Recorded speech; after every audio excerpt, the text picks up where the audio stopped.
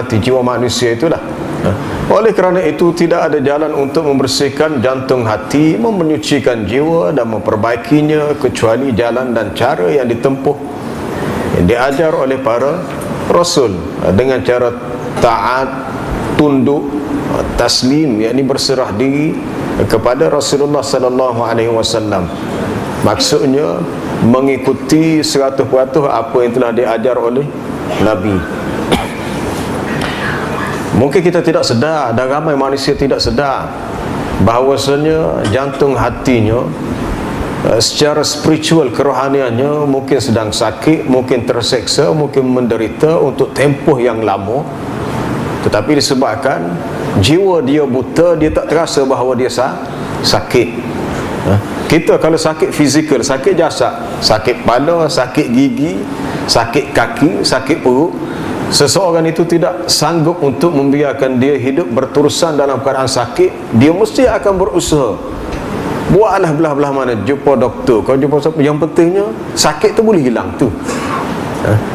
Maknanya untuk sakit fizikal, sakit biasa, kita berusaha untuk menyembuhkannya, tetapi tidak ramai yang berusaha untuk menyembuhkan jiwa yang sakit.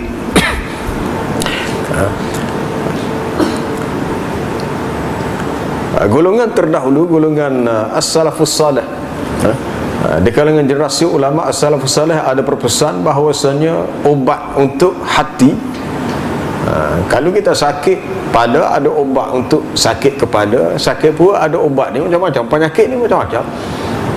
Bagaimana kalau seseorang tu ada penyakit jiwa ataupun hatinya ada penyakit, dan memang ada pun, cuma sikit banyaknya. Kecuali kalau seseorang itu benar-benar berusaha untuk tazkiyatun nufus, untuk membersihkan jiwanya, sehingga tidak ada padanya ayyu maradin min amradil qulubi, mana-mana penyakit daripada penyakit-penyakit hati. Baik, obatnya pertama ialah, katanya, ini bukan hadis Nabi, ini riwayat daripada kebiasaan orang-orang salih di kalangan generasi as-salaf, ataupun disebut as-salafus salih. Pertamanya adalah qiraatul Quran bitadabbur. Ubat hati yang pertama membaca Quran dengan tadabbur.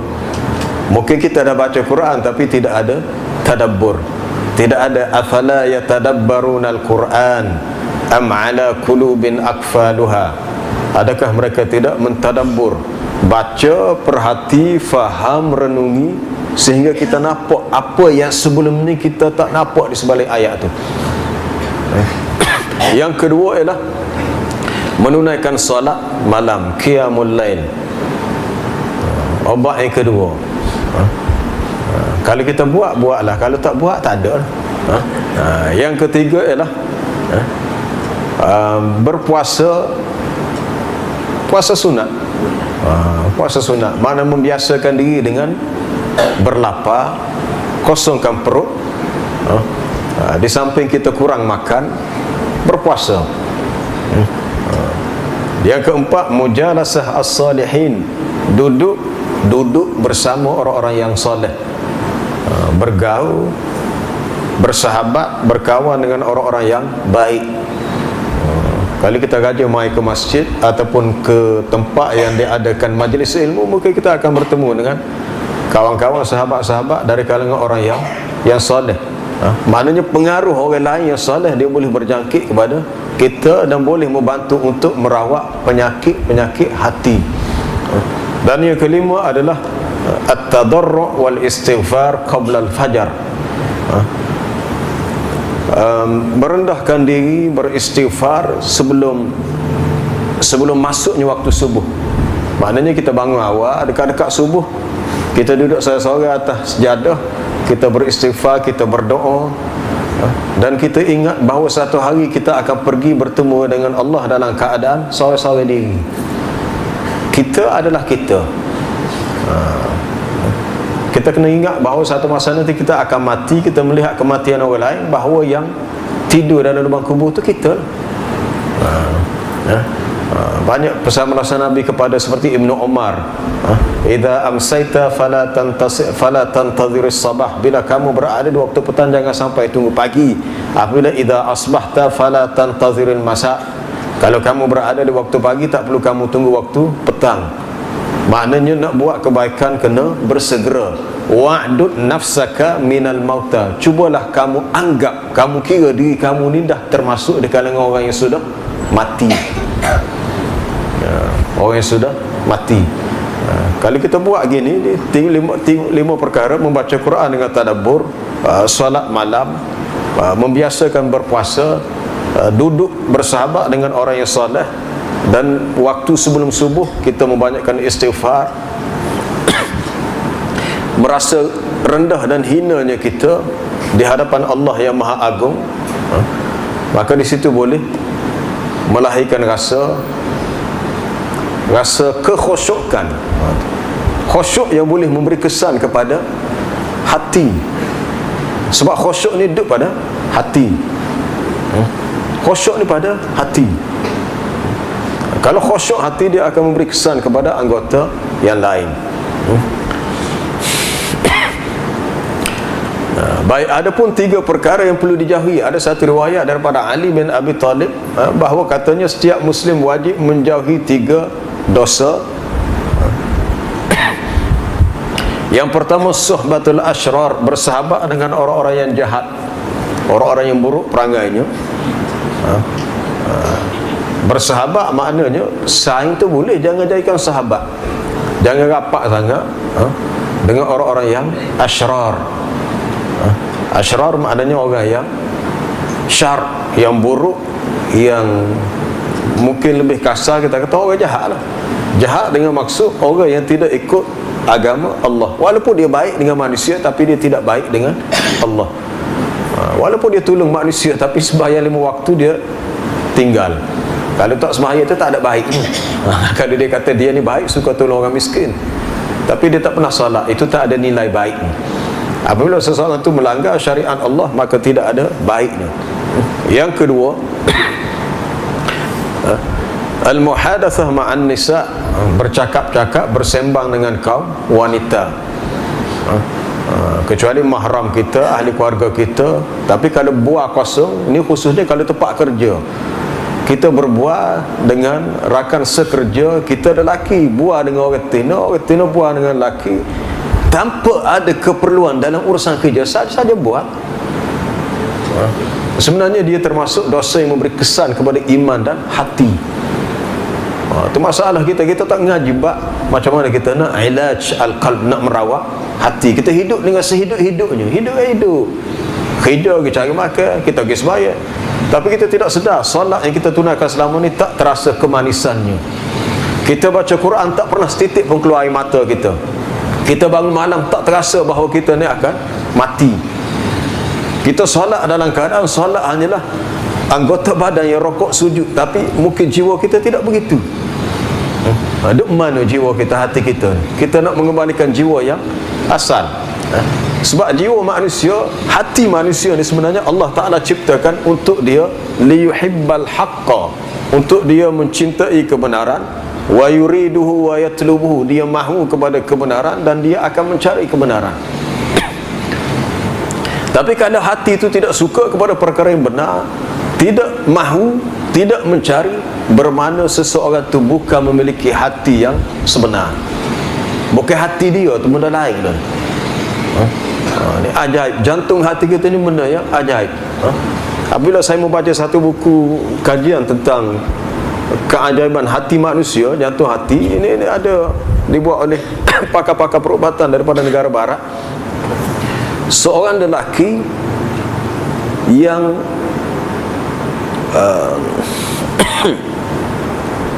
ada masalah jantung, kemudian dia mendapat organ jantung tu daripada seorang pemuda yang mati bunuh diri.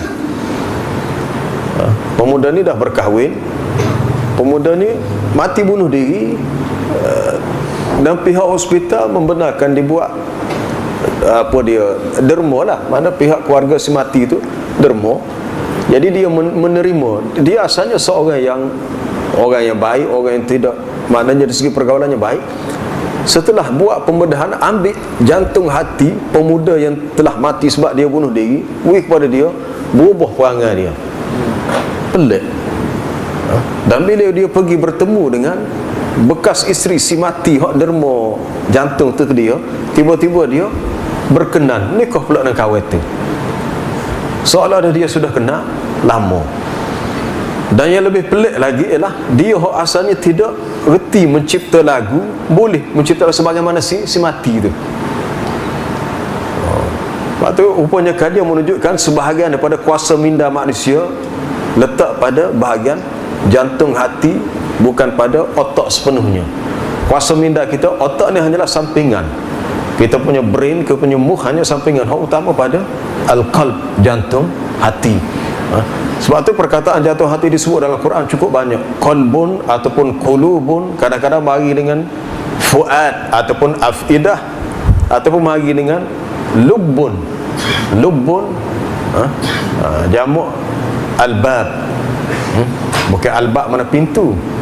Inna fi dzalika la'ibratan li ulil albab, ulil absar. Daripada lubbun maknanya aqlun, qalbun.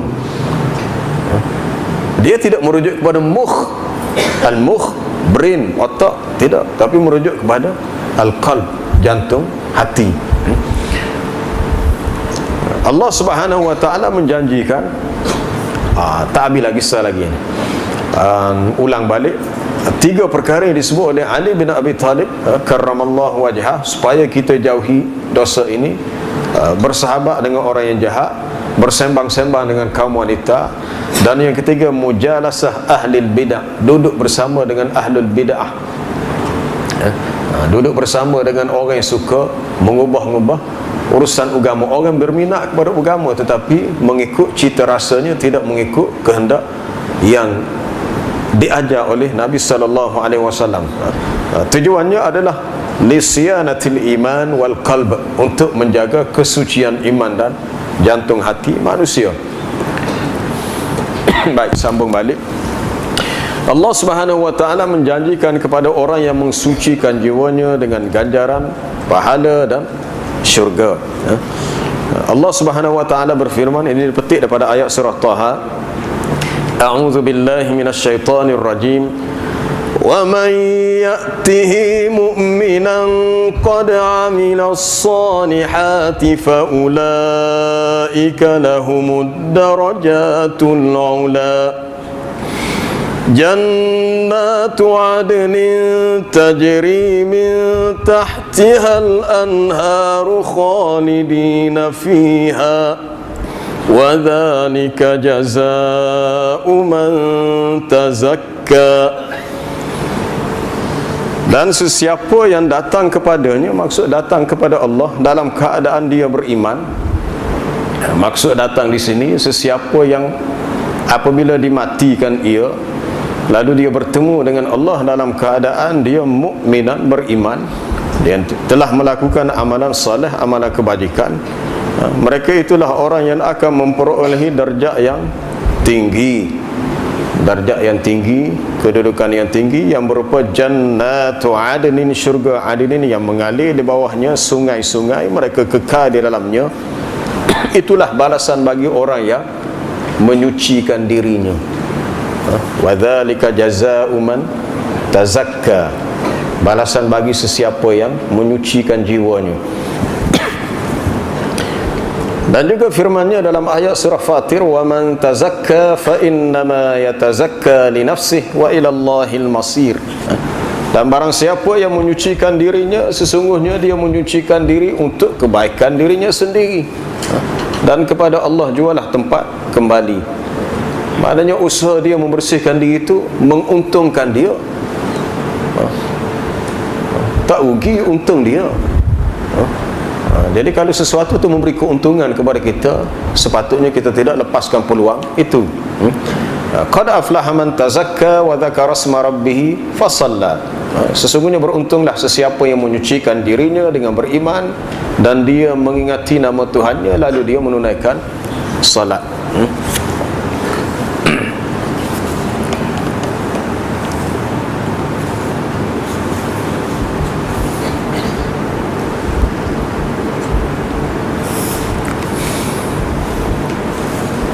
Baik, kita pergi kepada bab yang kedua.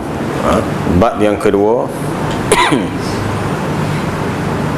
kaedah-kaedah dalam tazkiyatun nufus. Ada beberapa kaedah yang perlu diperhatikan oleh seorang muslim dalam tazkiyatun nufus. Kaedah ni maknanya cara dia lah, cara ataupun suatu pendekatan yang sepatutnya kita ikuti. Yang pertama, perlu kita ketahui sucinya jiwa seseorang berada di tangan Allah Subhanahu wa taala. Allah Taala yang menguasai jiwa dan hati manusia. Berdasarkan satu hadis dalam Sahih Muslim, Nabi sallallahu alaihi wasallam bersabda, "Qulubul ibad baina isba'aini min asabi'ir rahman." Hati-hati manusia, hati para hamba berada antara dua jari daripada jari-jari Ar-Rahman. Bila Nabi sebut gini, bukan Nabi suruh kita fikir jari Allah ni belah mana, bukan begitu. Tidak perlu kita fikir. Apabila Nabi menyebut begitu, menunjukkan bahawasanya hati manusia sangat mudah untuk berubah. Sehingga bila dia sebut gini, lalu dia berdoa, "Ya muqallibal qulubi tsabbit qalbi ala dinik." Wahai Tuhan yang boleh membalik-balikkan hati, yang boleh mengubah hati manusia, tetapkanlah hatiku di atas agamamu. Dalam satu riwayat lain, "Ya musarrifal qulubi sarrif qalbi ala ta'atik."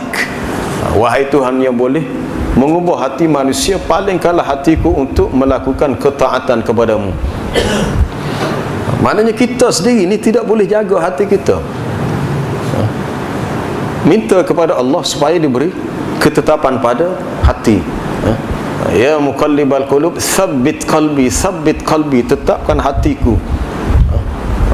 Ketetapan itu yang kita perlukan, khususnya apabila kita berdepan dengan fitnah di akhir zaman dan ada ujian dalam kubur. Dalam kubur kita akan diuji. Yusabbitullahu alladhina amanu bil qawli tsabit. Allah Ta'ala menetapkan orang-orang beriman dengan kata-kata yang tetap. Qawli tsabit maknanya kalimah la ilaha illallah. Bil qawli tsabit fil hayati dunya wa fil akhirah. Semasa hidup di dunia dan juga di akhirat. Di akhirat, termasuk akhirat tu di alam kubur. Supaya seseorang yang memiliki keyakinan kepada la ilaha illallah dalam hatinya, maka dia boleh menjawab soalan dalam kubur tu dengan baik. Tidak mungkin seseorang akan suci hatinya kecuali dengan kehendak Allah. Ya ayyuhalladzina amanu la tattabi'u khutuwatis syaitan. Wahai orang-orang yang beriman, janganlah kamu ikuti jejak langkah syaitan.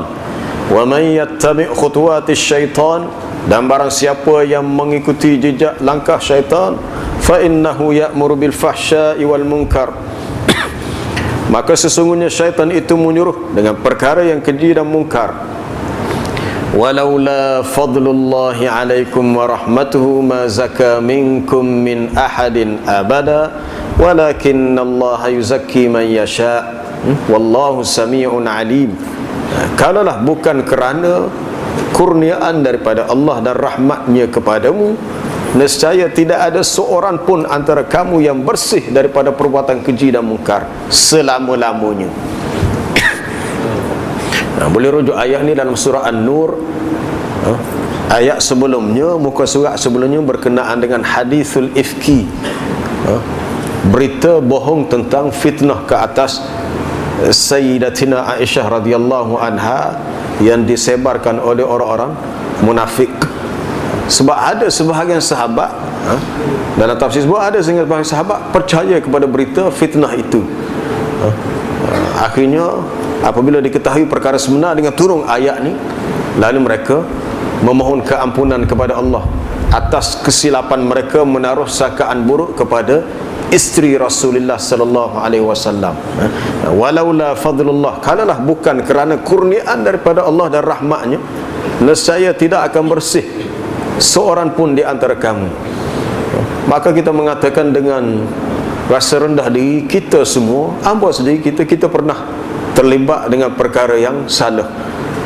Tidak ada seorang pun yang tidak pernah buat salah, silap, dosa apa. Tetapi kita perlu berusaha untuk membersihkan, membanyakkan istighfar, amalan sunnah, bertaubat dan berazam untuk tidak lagi terlibat dengan perkara yang disifatkan salah. Wa inni laghaffarul liman taba. Allah Ta'ala menjanjikan kepada kita dengan katanya, sesungguhnya aku benar-benar mengampunkan dosa sesiapa yang bertaubat. Wa inni laghaffarul liman taba wa amana wa amila salihan thumma tada. Yang bertaubat, beriman, beramal saleh, kemudian dia mendapat petunjuk. Apabila seseorang ingin bersih hatinya dan diberikan ketakwaan oleh Allah Ta'ala, maka berdoalah. Kalau kita dah ada keinginan nak dah, kita tahu pentingnya taharatul qalbi, kebersihan hati itu penting. Sebab di situlah letaknya cahaya iman, di situlah letaknya takwa. Iman ni sesuatu yang bercahaya dan dia tidak akan mengeluarkan cahayanya kalau dia berada pada tempat yang kotor atau tempat yang gelap, tempat yang tidak bersih. Maka hati itu perlu dibersihkan. Langkah yang pertama, kita kena berdoa. Tadilah doa seperti Nabi doa tadi, Allahumma ya muqallibal qulubi tsabbit qalbi ala dinik, dan juga ya musarrifal qulubi sarrif qalbi ala ta'atik. Berdoa supaya diberi ketetapan dengan doa yang sungguh-sungguh. Doa ni tak payah setengah kata, ustaz kamu tak erti doa bahasa Arab. Doa dalam bahasa Melayu. Bahasa Melayu kita guna bahasa apa sekalipun, Allah Ta'ala tahu dan dia faham. Sebab bahasa kita gunakan, dia yang ilhamkan kepada kita untuk menggunakan bahasa tu. Tak boleh guna bahasa Arab, kita guna bahasa Melayu. Tapi yang pentingnya doa. Dalam hadis riwayat Al-Imam Tirmizi, laisa syai'un akrama 'ala Allah azza wa jalla min ad-du'a.